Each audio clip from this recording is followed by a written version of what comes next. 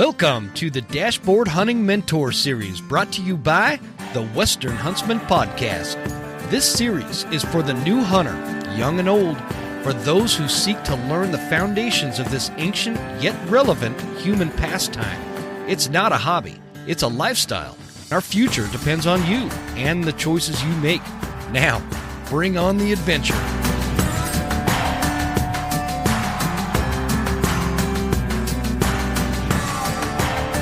Ladies and gentlemen, welcome to this episode of the Western Huntsman Podcast in this brand new series called Your Dashboard Hunting Mentor, and I am Jim Huntsman, your dashboard hunting buddy.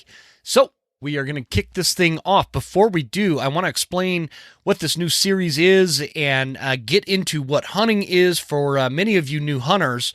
Noted, this is going to be not an explicit series, meaning if you have tuned into my show in the past, you'll know that sometimes we use pretty foul language, and it is probably not recommended for youngsters. However, in this series, I assure you, it's going to be clean, it's going to be explicit-free, it is going to be available to listeners of all ages, and I just want to make that important point so that you can feel comfortable letting the kiddos tune in, because this is going to have a lot of really good information for those young hunters out there.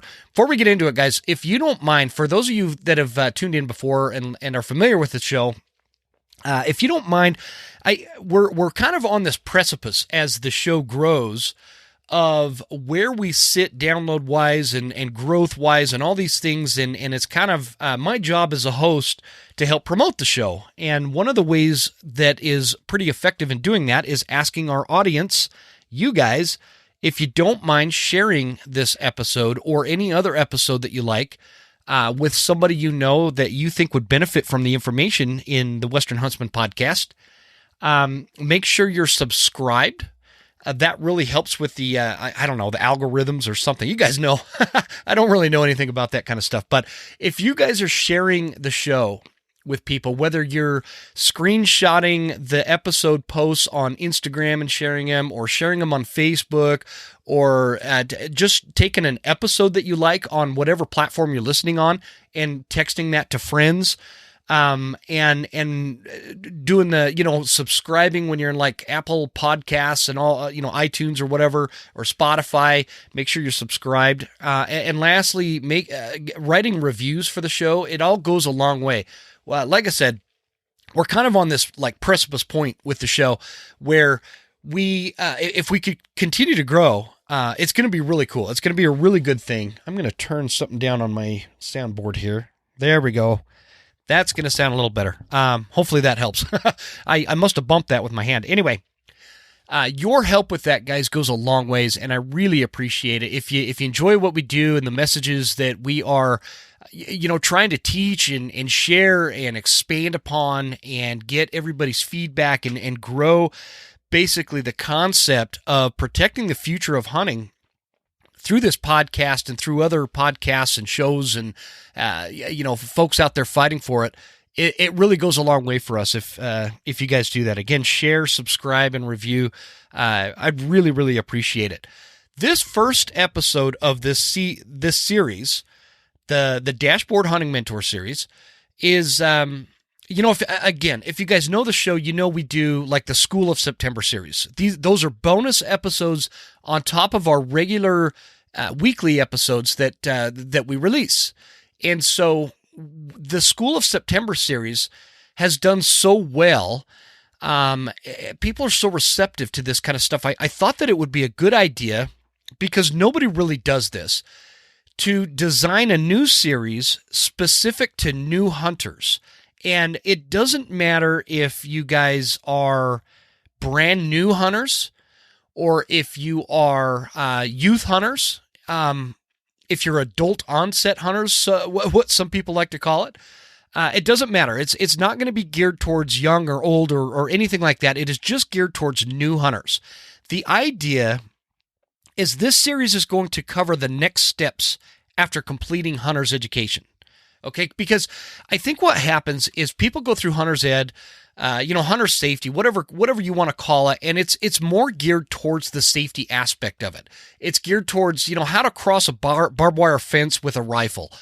what some of the hunting regulations are in terms of what your bow needs to be set at poundage wise to be legal to hunt, and following regulations and understanding gun safety and things along that nature. But what isn't widely available is really basic and foundational things that new hunters need to know, should know. Because you jump into a lot of these podcasts, and my podcast is super guilty of this. I'll give you a great example. In the School of September series, in the intro, it says elk hunting 201. So it's not elk hunting 101, it's 201. It's kind of advanced stuff. It goes into deeper, broader things that new hunters may not quite understand some of the things that we're talking about, because there's this assumption amongst a lot of podcasters out there and YouTube and some of these different resources that are available, even books. We don't know what you as a brand new hunter don't know. And I think that we skip past, there's like this gap of very foundational basic things to more advanced hunting tactics and tips and strategies and things like that to notch tags. So what this series is about those foundational principles and those very fundamental things that new hunters need to know, should know, and will make them better, more ethical hunters going forward. What's important about that is, and for the listener to understand, is we're not going to really cover a lot of tips and tactics in this series. It's not going to be about how to get a deer or how to be a better bear hunter or something along those lines. That said, you will get a lot of information from this series that is going to talk about that. This is going to be more about, instead of how to kill a deer, how to get the most out of your deer hunt, if that makes sense. And we're gonna talk. You'll see as I go through some of the topics through this series. We are going to talk about some foundational deer hunting principles and things like that that are going to help you. If you don't know anything about deer hunting, those episodes are going to be really, really helpful for you. So that's kind of what is this series is going to be covering. Sometimes there's going to be a guest on these episodes. Sometimes there's not going to be a guest. One of the things that I like to talk about when it comes to being a hunter is understanding where your level of expertise starts and ends. And so what I mean by that is, if in some of these episodes, if I don't feel like my expertise level is there, I'm going to pull in a guest, because you have to understand as a hunter what your limitations are. And I'm very, I guess, open to that or aware of that, cognizant of that, because of, some of my attitudes when I was young and in my 20s, where I thought I knew everything, and it messed me up as a hunter. It made me a worse hunter because I just thought I knew things that I really didn't know. And so what I'm going to do is when I get to topics where I feel like I don't have an understanding deep enough to teach others about, I'm going to pull in a guest that does. And that's going to help you and all that kind of stuff. So we're going to be getting into a lot of that here in just a moment. So bear with me. I'm pulling up my my notes here. Okay. So I want to cover real quick the episodes that we're going to cover in this, so you guys kind of know what to expect as we go along here. This one is called this is the first episode in the series. Sorry. I'm reading as I'm talking here. We all know that doesn't work very well. This first episode is going to be on choosing to hunt, kind of your why. Why are you going to get into hunting? The next episode, we're going to talk hunting ethics. Hunting ethics is a very important topic, and let me put it to you this way. I hope you don't miss that one. If you're a new hunter, the discussion around ethics and being an ethical hunter and a respectful hunter, both towards non-hunters and other hunters, fellow hunters, it's a super important thing. It will make or break your hunting career. In fact, I will make a bold statement like that. Episode 3 will be kind of based around hunting gear and weapon choices. And you're going to be surprised as to what I have to say about that, because it's not going to be an episode on hunting gear and weapons like you think it might be. So stay tuned for that. Number 4, basic woodsmanship and knowledge. Folks, good hunters know woodsmanship, and they have knowledge about the woods and the mountains and the terrain that they hunt in. 5, understanding hunting as a conservation tool. This is going to be an important topic in a sense that there's a lot of ways to learn about how that applies to being a good hunter and an ethical hunter and a good woodsman and a responsible hunter. All that kind of stuff is going to tie in, because there's a lot of resources out there where you could learn that information in a very boring way. I'm gonna de-boring it, if that makes sense, and just kind of break it down to a fundamental, basic understanding of why hunting is a critical piece to our conservation efforts in North America. 6, this is where we're going to get into some of the stuff some of you guys might really like if you've never deer hunted or turkey hunted or anything like that. Where 6 is going to be foundational mule deer hunting for your Western hunters, my people. 7, foundational whitetail hunting. 8, foundational turkey hunting. So here's why I grouped those 3 together. In my very humble opinion, I find that understanding the basic principles of deer and turkey hunting will apply to the more advanced hunting species out there. Being a good deer hunter will make you a better elk hunter. Being a good turkey hunter will make you a better bear hunter. Not relationally, specific to those things, but what I am saying is those, if you could become proficient at hunting deer, it's a great foundational stepping stone to every other hunt out there. And this is coming from somebody, guys, as I'm recording this, I'm 41 years old. I've been hunting since I can remember. I have been always, it's just been part of my life for forever. There was no entry point for me. It was introduced as I was a very young kid. I've been shooting guns since I was a little kid. I then went into the military where I had some more advanced training on guns and ballistics and things like that that we can get into.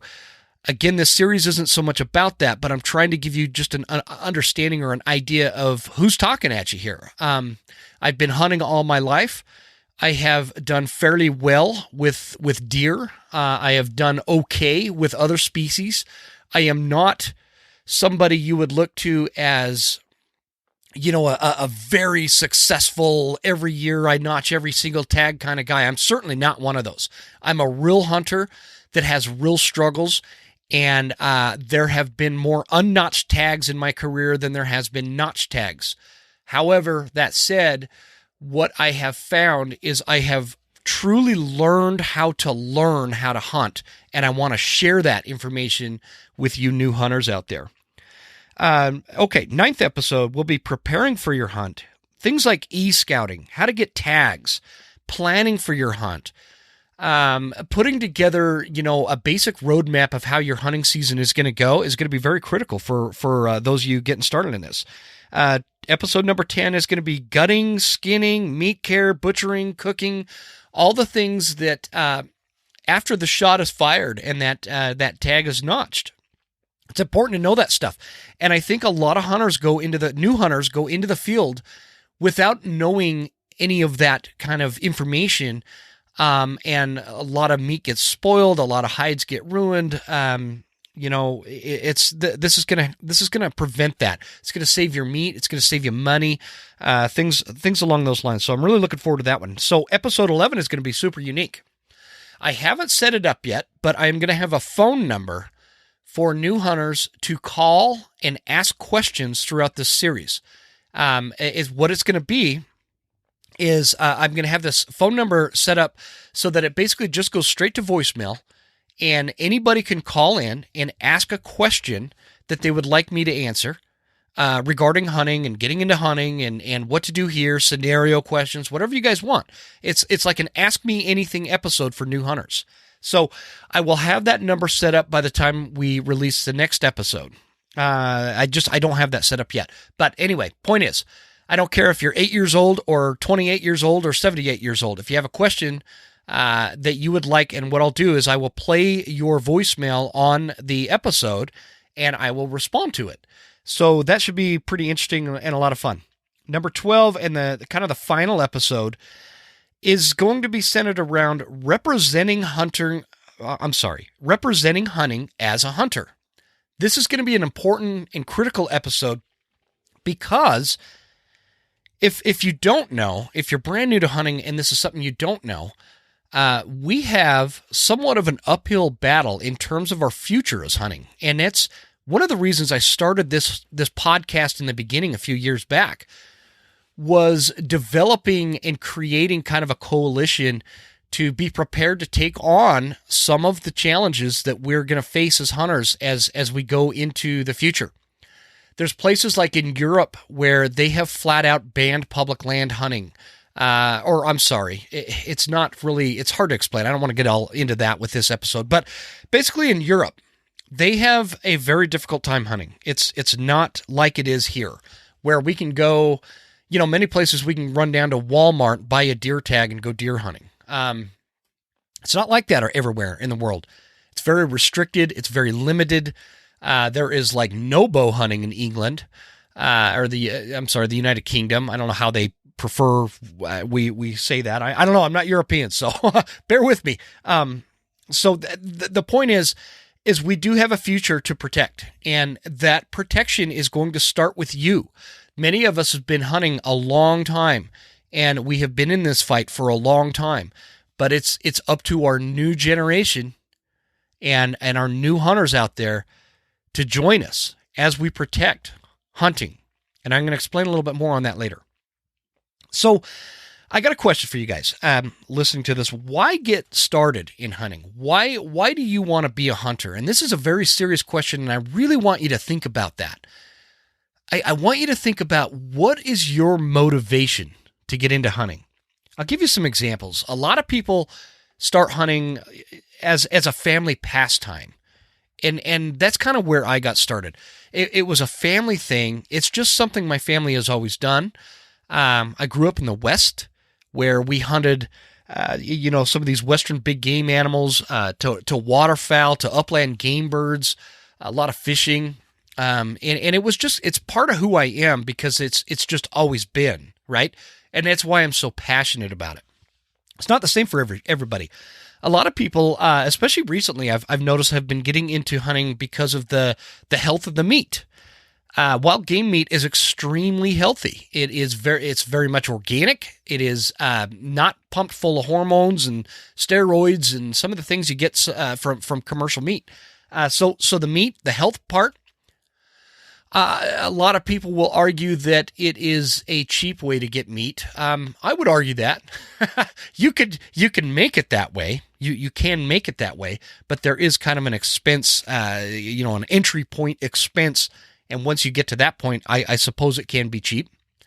But for us, for my family, the meat part, I would say we spend a lot less at the grocery store because our freezer has a lot of wild game meat in it.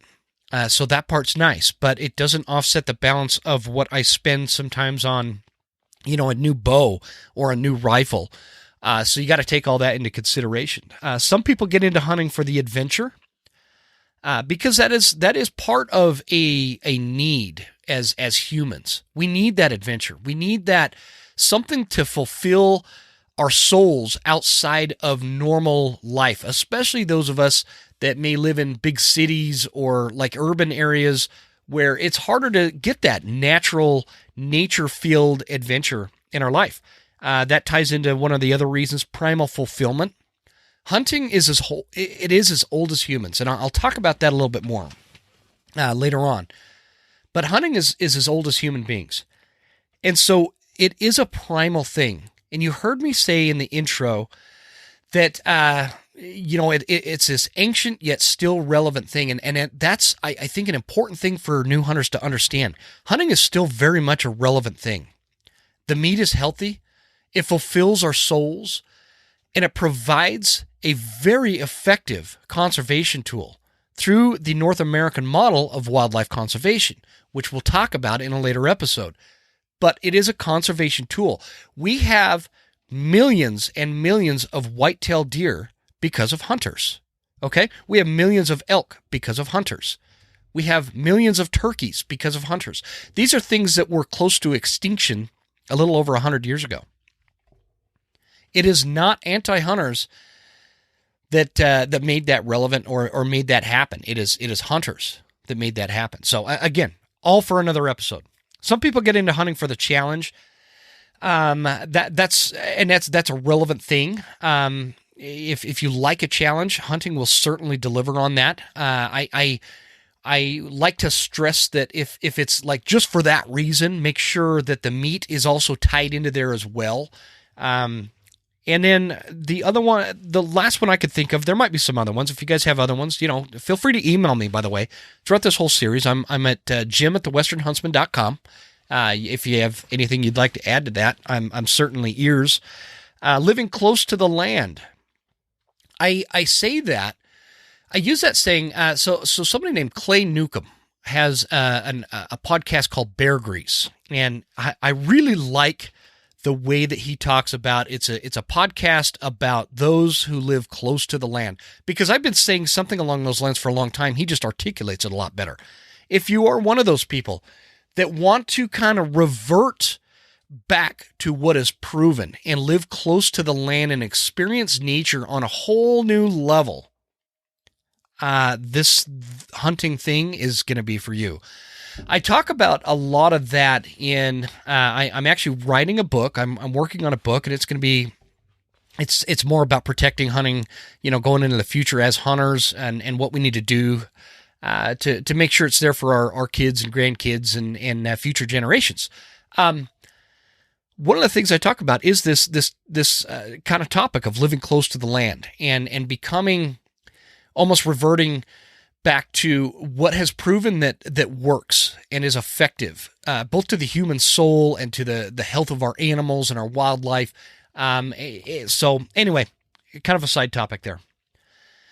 I want to ask you, reasons why you wouldn't get into hunting, because there's a couple of them, and this is serious stuff. And it's going to relate to both our future of hunting, our wildlife populations, all of that. It's going to be applicable to all of that. You don't want to get into hunting just to kill things. And I say that I'm not like a psychologist, and I'm not going to sit around and try to pretend I know what I'm talking about on these lines, but there are some people out there that just want to kill things. And that's not what hunting is. In fact, I'll tell you, many of you listening to this as brand new hunters have probably never killed a big game animal. Maybe you've been fishing and have seen death on that level. But hunting does lead to the killing of wild animals. And it's a very primal thing, and it's a very natural thing. There's a quote out there. I'm going to mess it up. I don't remember who said it. It was a Native American chief that talks about when you kill a moose, it is not the hunter that kills the moose. However powerful be the bow, it is nature that kills the moose. Okay? And that what he's meaning with that is killing is just part of nature as a hunter.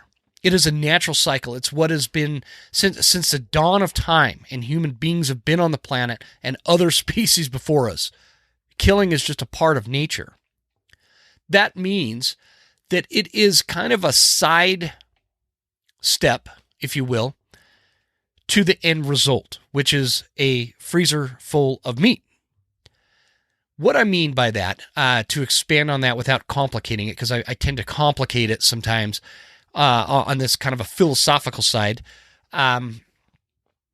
is when you're a hunter and let's say you kill a deer, the actual killing part is kind of a smaller part of the entire experience, because hunting is such a holistic thing. It involves many different elements, many different things that all come together to this one little event where an animal dies.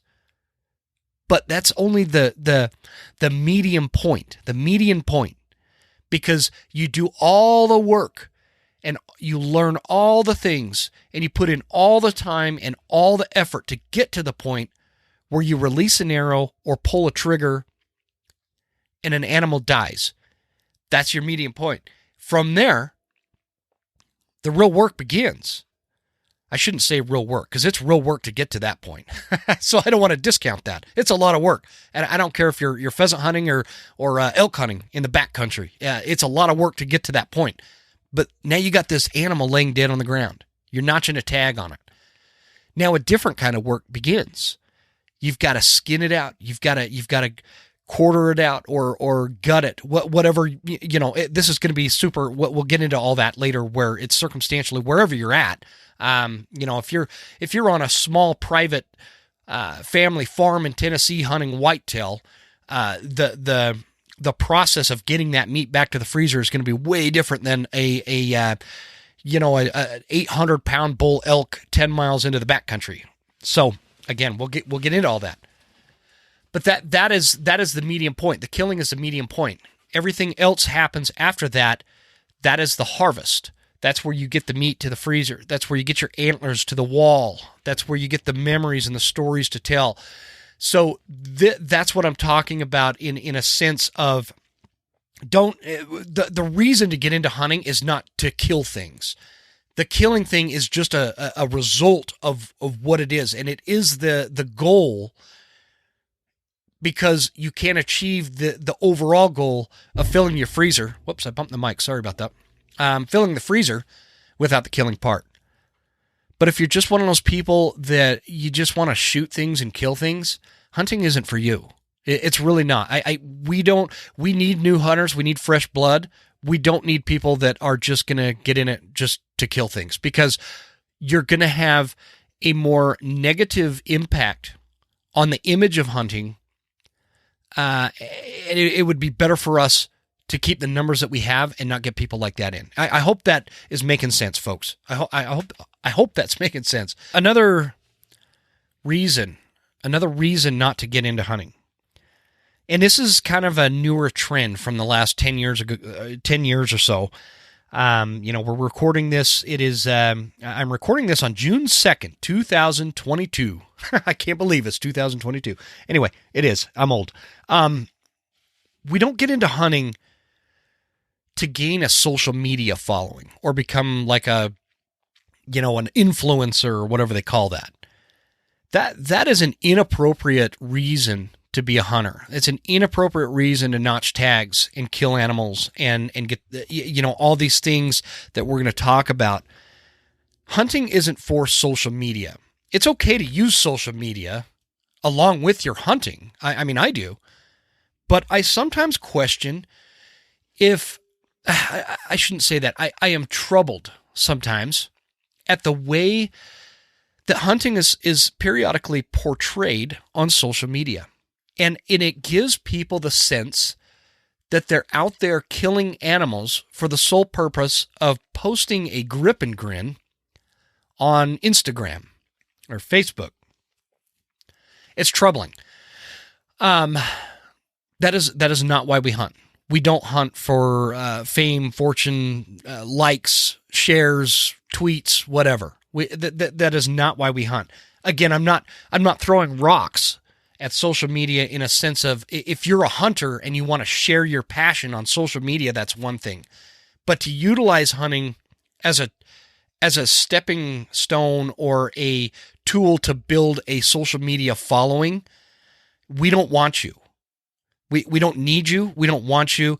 Again, just like the people that just want to kill things, you're going to shine a negative light on hunting that is going to be more detrimental to the future of hunting than if you just stayed away. We need fresh blood. We need new hunters. We need to fill the ranks as older hunters start kind of moving out of it into retirement or whatever. But that said, we need the right blood. We need the right kind of people with the right mindset, people that are responsible, people that are ethical, people that, sure, we like to share a grip and grin on our social media pages every once in a while, but that is not why we hunt. I hope that makes sense. I think that you guys will understand that, and it's an important part. So the point is why. Ask yourself why you're getting into hunting. Is it for the right reason? Is it for the right motivation? What is your goal? What is your end game? Because I'm going to rephrase that. Guys and girls, there is no end game when it comes to hunting in terms of an ending point. Hunting is just an ever ongoing march towards the next season. And I want people to understand that, because there's a few different kinds of hunters out there. For you new hunters, there's a few different kinds of hunters out there. There's the what I call the casual hunter. And by the way, before I get into that, there's no right or wrong with these. It just is what it is. There's nothing wrong with being any one of these. But there's kind of your casual hunter out there. This is the kind of person that is, interested in hunting and would love to have some, say venison in the freezer, and maybe a set of antlers on the wall. This doesn't make this individual a trophy hunter. By the way, antlers on the wall are a great positive way to express both your passion and the memory of that animal. So, there's a casual hunter. This is somebody who, they'll get a deer tag maybe once a year, maybe once every few years, and they'll spend a weekend or two out there, and maybe they'll have a family deer hunting camp set up, and it's just not super important to them. They don't spend a lot of time in the off season getting ready for it, but they enjoy going out, and when it is deer season, it's fun to get out there and try the best they can. And sometimes they'll get a deer. Most of the time they won't. And that's that. Once deer season is over, or hunting, whatever hunt they're on, maybe it's a turkey hunt, they go back home and they get on with life, and they don't really think about hunting until the next year. Guys, there's nothing wrong with that. That's a casual hunter. And I know a lot of people that are like that. They put no thought into hunting throughout the rest of the year. And that's okay. There's nothing wrong with that. Another type of hunter is you have, I don't want to use the phrase fanatical, but there is kind of a sense of fanaticism, or however you pronounce that. So, if you're new to listening, you're going to learn that I like to mispronounce words. I don't like to. I just do. I mispronounce them, and whatever. It is what it is. There's the lifestyle hunter. And that's, I think, what category I would fall into, and a lot of people that I know fall into. A lifestyle hunter is somebody who makes hunting a lifestyle in a sense that we live for it. We eat, drink, sleep, and hunt. And what I mean by that is when it's not a hunting season, we're thinking about, we're prepping, we're preparing, we're planning, we're gearing up, exercising, all the things, getting ready for the next season. There is no off season. And that's not just a tagline for us.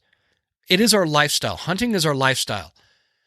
We generally start in the spring, and there is I'll give you my year, for example. Spring turkey starts, and I start doing that. And then I roll right into a spring bear hunt. And spring bear hunting goes usually into June.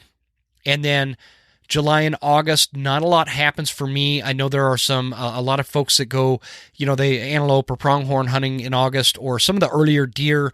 For example, in Utah, the deer and elk seasons open in like mid-August. And I know that happens in other places as well. So there's that part of it. And then, so elk season will start for me around September. And I will hunt very hard in September. I generally am 20 to 30 days of hard hunting in September. October rolls around, and that's generally where I will spend a lot of time chasing high country mule deer.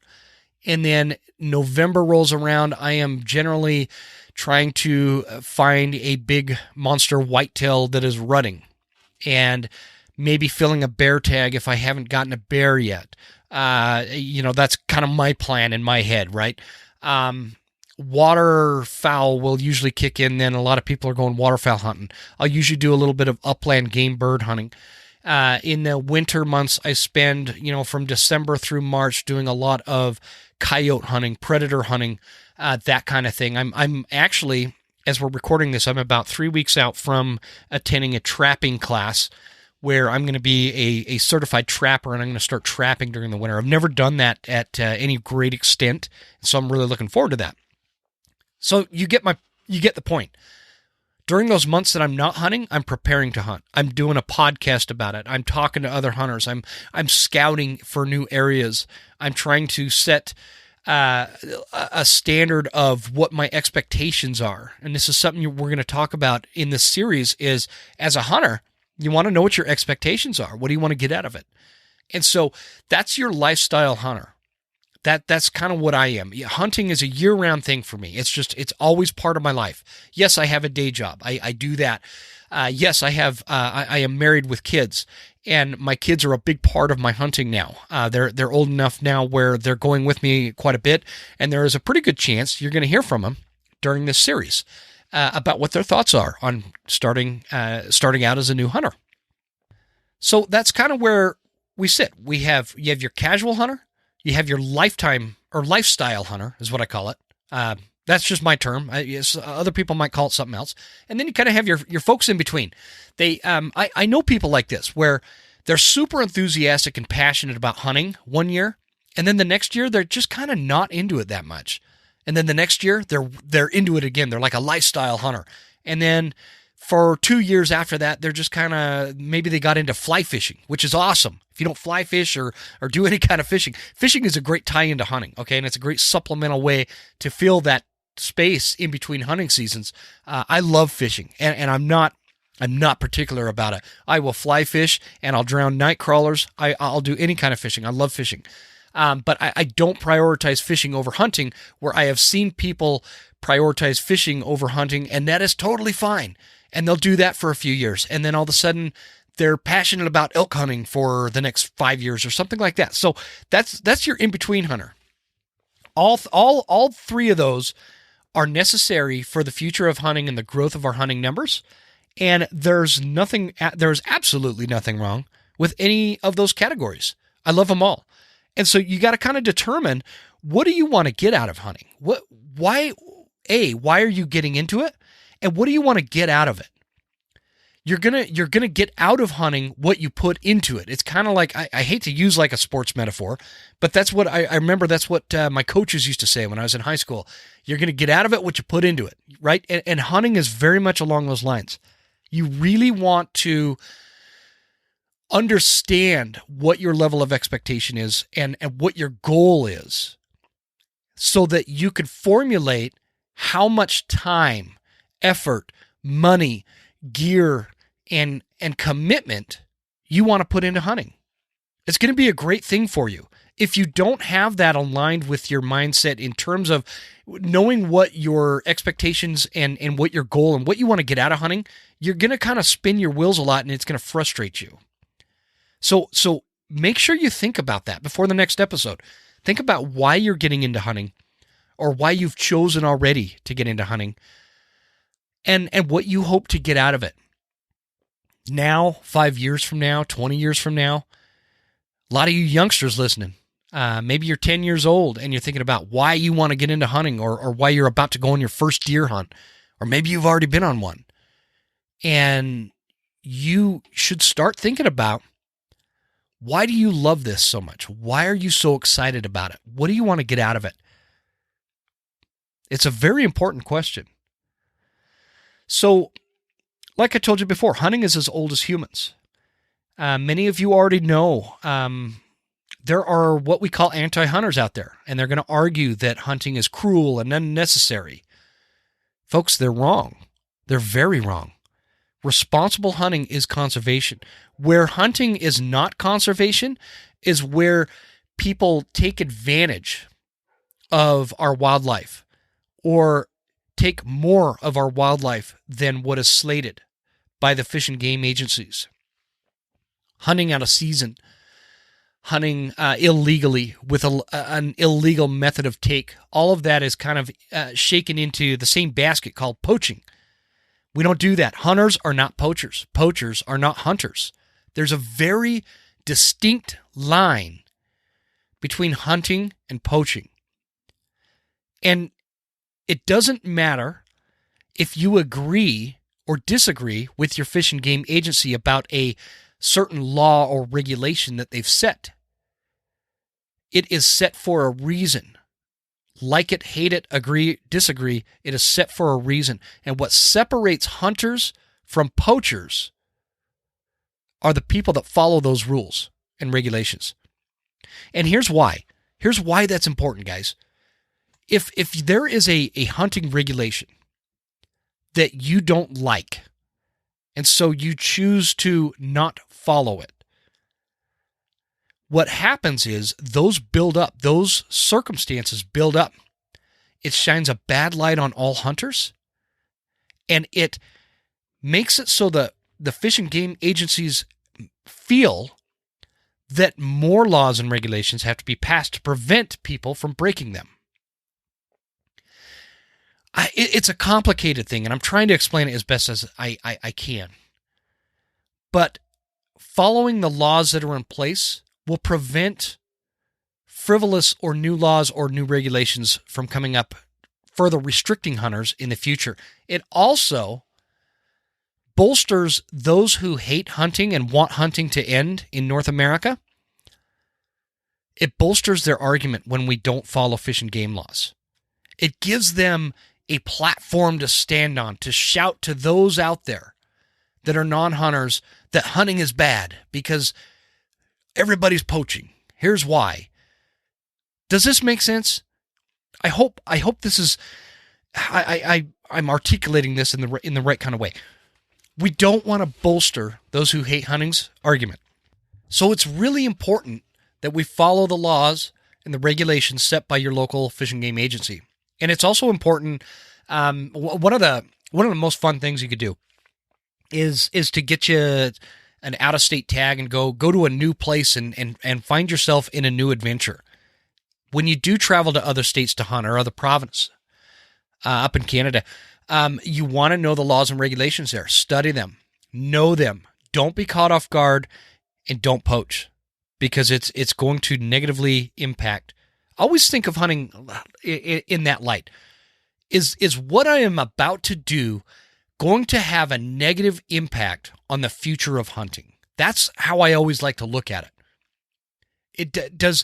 Is the move I'm about to make, whether it's pulling a trigger or driving onto private land and without permission, trespassing, corner crossing. I hate the law in some of the states that have these checkerboard style lands that it's illegal to cross from one piece of public to another piece of public land, and you can't do that. It's a dumb law.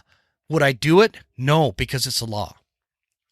That's kind of what I'm talking about. You have to represent yourself as a hunter with ethics and understand that everything you do has a reaction.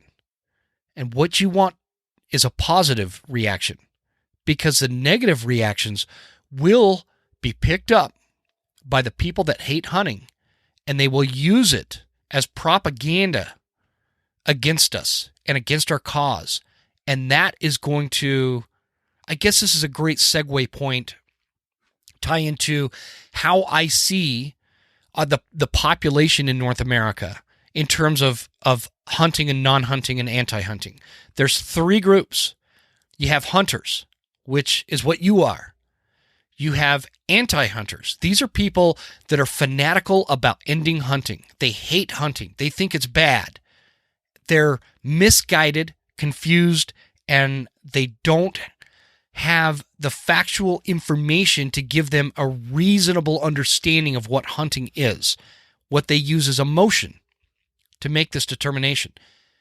That's that group. Hunters on one side are roughly about 5% of the population of North America.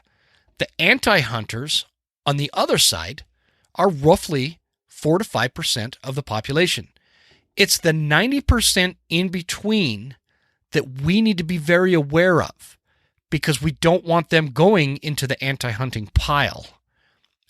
And if you poach or break laws or bust regulations and don't conduct yourself in a responsible and ethical way as a hunter, you're going to push more of those 90% into that anti-hunting pillar, which will bleed into a larger population and That is how we lose hunting. That's basically a lot of what's happened in Europe. This is why there's very little hunting in Europe.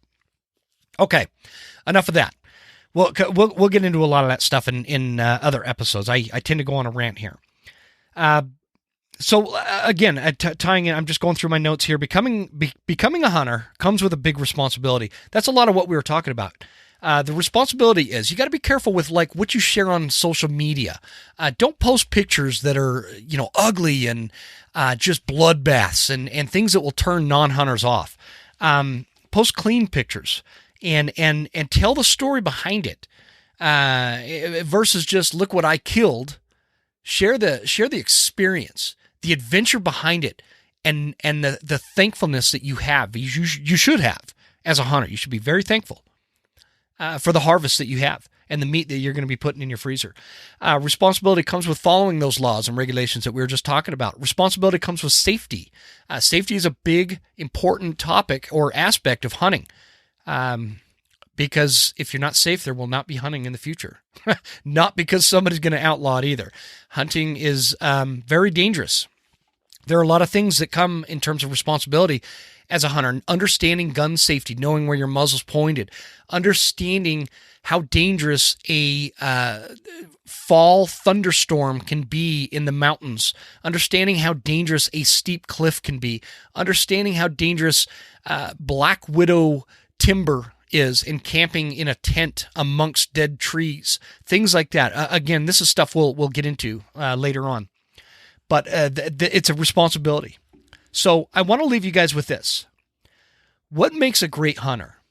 Because you listening to this are either somebody who's just listened to the show and they, for some reason, want to hear my voice in this episode, but are an experienced hunter, and maybe, actually, I'm glad you guys are. If you are one of those listening and tuning in and you have some ideas or input you'd like to offer on these episodes, please email me. Shoot me an email at jim@thewesternhuntsman.com.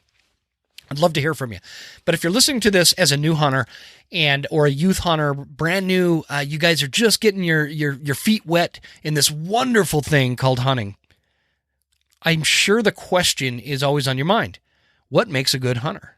And I'll tell you, this is what I have found. Good hunters are ethical, first and foremost. They're ethical hunters. They are honest. They are proficient. They are mindful of other hunters. They're respectful toward other methods of take. For new hunters, methods of take means how you are choosing to kill that wild game. So one method of take, one of my favorites, is bow hunting. Bow hunting is a method of take. Rifle hunting, that is a method of take. And then those have like subcategories that break down, like what kind of rifle, what kind of caliber, what kind of scope, what kind of arrow are you shooting? All those are methods of take. It's a big basket of stuff that we can unpack if you guys really want to. But ethical, that's my number one for what makes a great hunter. Good hunters are proficient. I said that in the last one. Proficient meaning they are good marksmen, whether they're shooting with a bow or a rifle or a muzzleloader or a crossbow or throwing a spear. It doesn't matter. You're not going out there and it's the first time you're pulling the trigger on something. You are proficient with your weapon. You are proficient with the species and a basic understanding of how they behave and where they live, what their habitat, what they eat. You are proficient with that. Knowledgeable. Good hunters are knowledgeable. They're knowledgeable about their weapons. Again, this is a little redundant, but good hunters are knowledgeable about the species they are hunting. Let's say you want to be an elk hunter. A good elk hunter knows where elk live. They know when elk breed. They know when bull elk are bachelored up in bull-only groups. They know where the cows like to spend the summer and the winter. They know what types of food is available in different elevations and different habitats throughout the year. They understand behaviorally how elk communicate with each other and how elk move and share information with each other to keep them as a herd safe. Good hunters know that kind of stuff, and there's a lot of resources out there to learn that. Good hunter, what makes a good hunter? Consistent. Good hunters are very consistent in what they do. They learn what works and they stick to it, with, in a sense of having that open mind that if things change, dynamics change, herd dynamics, or I'm sorry, not herd dynamics. This isn't biology. What animals may be pushed out of what area, consistent with, I guess, common sense. You're consistent with how much you practice. You're consistent with how much you shoot. You're consistent with how much scouting you do. You build upon all these consistencies and do these same things. Okay?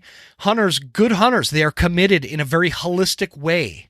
What I mean by that is hunters are committed to hunting season, and they're committed to the hunting community outside of hunting season. So a great way to do this is find foundations and organizations that are near and dear to your heart. What is important to you? What is personally what you consider your hunting ethic? I'll give you a great example. For me, I really like wildlife management, and I like sound science practices based in actual science and wildlife management, things that have been proven, not theory, not emotion, not any of that. And so for me, I like groups like the Foundation for Wildlife Management, which is a group that helps wolf hunters succeed to keep our wolf numbers down and in check so that they don't wipe out our elk herds, because all species are important. I love elk hunting, so groups like the Rocky Mountain Elk Foundation are important to me, and the Mule Deer Foundation, all these different groups, so those are important to me. I like, I'm on the board of the Idaho Wildlife Federation. They do great things for wildlife management and habitat and things along those lines. I'm trying to hurry, and I don't know why. There's no reason to rush these episodes, but that commitment will tie into everything. It'll tie into how you treat other hunters. You are committed to hunters as a community, so you're going to treat other hunters with respect. Outdoorsmen fall into this thing that we are talking about. So when I'm describing hunters, I want other outdoorsmen to understand that includes them. That means houndsmen, trappers, fishermen. When we pursue wild game, I for the sake of simplicity throughout the series, I'm meaning hunters as all outdoorsmen when I say the term hunters. We dedicate time both hunting and protecting hunting. Again, I'm still on the committed pillar here. The time in the off season to protect the future of hunting, supporting groups like the Sportsman's Alliance or Blood Origins. Those are what good, consistent hunters do. And what makes a great hunter?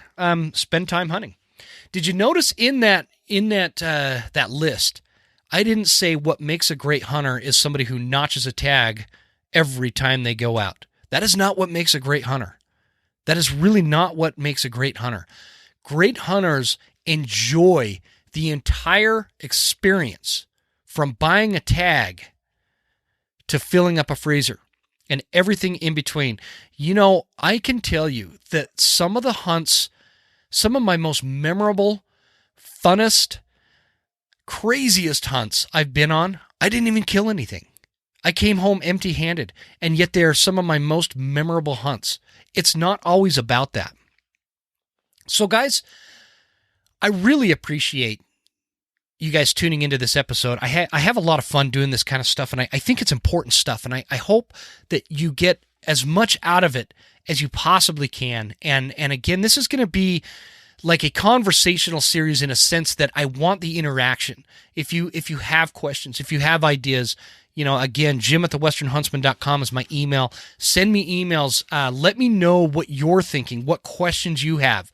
I will soon have this all set up so that I can give you guys a phone number. So for that, I believe it was the 11th episode, you guys can call and leave your voicemails that I'll play on that, and we'll have that conversation as those come in. So that's basically a wrap. The only other thing I want to leave you with, as a brand new hunter, we've talked about how it's a responsibility. There is an ethic that you have to figure out. Welcome to the world of hunting. welcome to this community.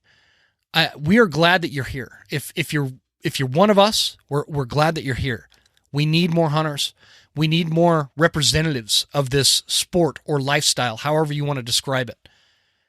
But I'm glad you're here, and I'm going to give you the best hunting tip, secret, that I ever got as I was learning hunting. And it actually will surprise you. It wasn't long time for a 41-year-old might be a lot different than, say, a 15-year-old. But it wasn't that long ago, about just under a decade ago, that I got this tip. And this is the best hunting advice I ever got. And I'm going to leave you with it right now, free of charge. Time in the field is what notches more tags than anything. Hunters who spend time in the woods are the ones that consistently harvest animals. Time is your best teacher, and it increases your chances of finding wild game and puts you in more circumstances where you and the animal of your choice that you are after will cross trails. I hope that you think about what I'm getting at there. Because so many young hunters or new hunters start, and they think that 1 or 2 weekends is going to consistently notch tags, and they go out and they can't find the deer. They didn't do any scouting. They didn't do any prep work. They didn't put any effort into their hunt other than getting up early on a Saturday and going and trying to find a deer or a turkey or whatever for a day or two. And then maybe a few weeks later, they try again. This goes on for 3 or 4 years. They get frustrated and they quit hunting. They sell all their hunting gear, and it's an age-old story. This is very much a common thing.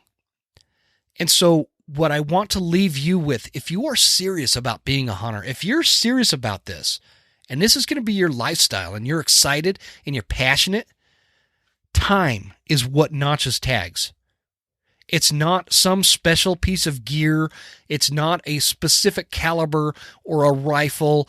It's not some, high understanding of some particular animal or a secret honey hole hunting spot. It's none of those things.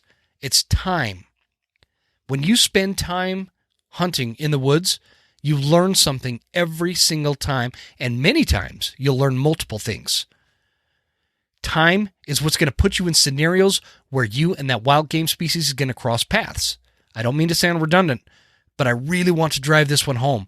It is time over anything else. I've seen this over and over and over again in my life, where people do not commit the proper amount of time and then wonder why they don't have a filled freezer at the end of the season. They didn't put enough time. Time is what will kill animals in your favor. Guys, thanks again for tuning in. I hope you enjoyed this episode. Shoot me a message if you have any questions, and I'd love to hear from you. Thanks a bunch. I'm looking forward.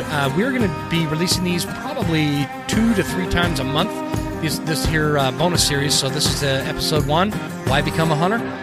Have a great week, guys. Thanks for tuning in. We'll talk to you soon.